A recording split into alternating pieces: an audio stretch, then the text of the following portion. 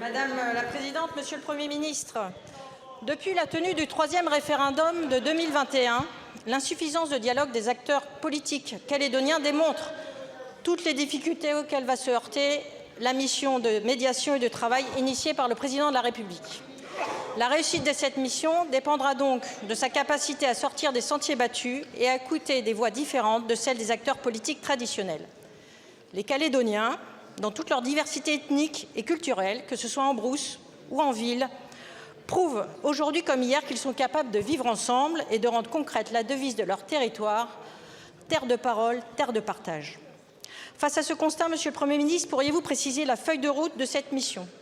Est-il prévu qu'elle aille au-devant de la population et qu'elle rencontre des représentants de la société civile qui démontrent chaque jour qu'un destin commun est possible? Est-il prévu également qu'elle prenne attache auprès des maires?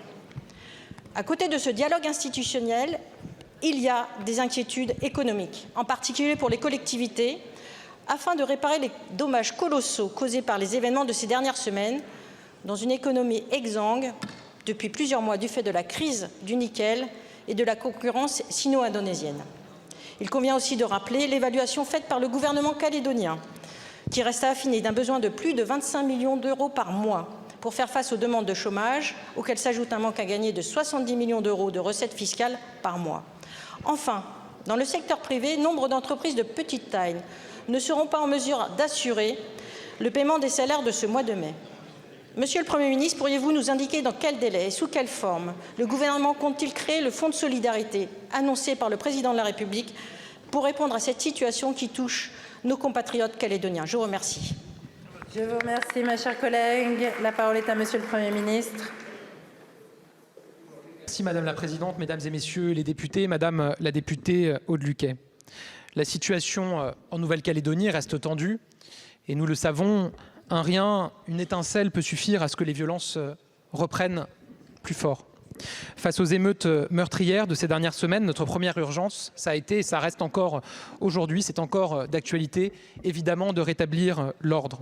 Grâce à l'engagement exceptionnel de nos forces de l'ordre, à qui je veux rendre une nouvelle fois hommage.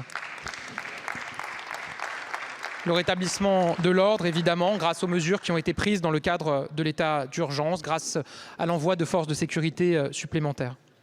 Avec le ministre de l'Intérieur et des Outre-mer, avec la ministre déléguée chargée des Outre-mer, nous restons évidemment extrêmement mobilisés et vigilants. Vous l'avez dit, Madame la députée, il ne faut pas attendre pour envisager la suite et pour avancer. La suite, vous l'avez dit, c'est évidemment de soutenir l'économie en Nouvelle-Calédonie, très durement touchée par les émeutes.